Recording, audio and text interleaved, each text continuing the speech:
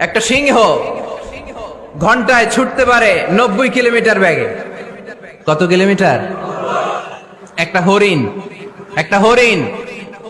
একটা হরিণ ঘন্টায় ছুটতে পারে 100 কিলোমিটার বেগে। তাহলে কে জোরে ছুটে? জোরে বলতে হবে। সিংহ কত কিলোমিটার? হরিণ। তারপরেও হরিণটা 100 কিলোমিটার বেগে ছোটার পরেও সিংহটার কাছে সে ধরা পড়ে যায়। এর কারণ সিংহ যখন ধরার জন্য ছোটে সে শুধু সামনে তাকায়, সে পিছনে তাকায় না। আর হরিণ 100 কিলোমিটার বেগে ছোটার পরেও সে ধরা খেয়ে যাবার ভয়ে বারবার পিছনে তাকায়। আর পিছনে তাকার কারণে ওর গতিটা স্লো হয়ে যায় আর সিংহের হাতে বধ হয়ে যায়। পিছনে তাকাবার সময় আমাদের নাই, চিল্লায় বলো ঠিক কিনা? আমরা অহংকার শিখি নাই, আমরা হিংসা শিখি নাই, আমাদের বুকে আছে বুক ভরা ভালোবাসা।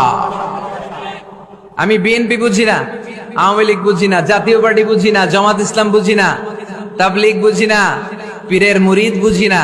যারাই পড়েছে লা ইলাহা ইল্লাল্লাহ তার জন্য আমাদের হৃদয়ে জায়গা আছে না নাই?